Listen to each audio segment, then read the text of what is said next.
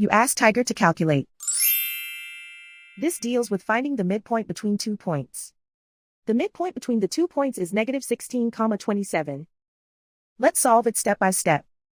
Plot the 2 points and calculate the midpoint using the formula. The coordinates of point 1 are, x1 equals negative 37, y1 equals 77.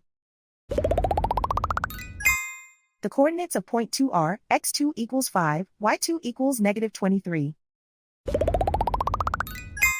PM represents the midpoint of the 2 points.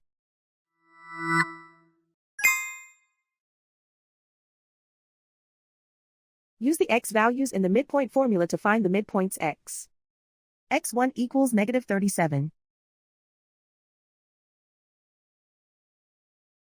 x2 equals 5.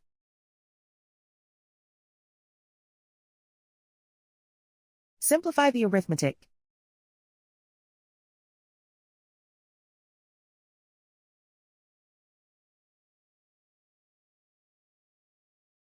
Use the y values in the midpoint formula to find the midpoints y.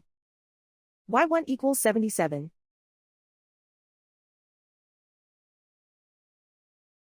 y2 equals negative 23. Simplify the arithmetic.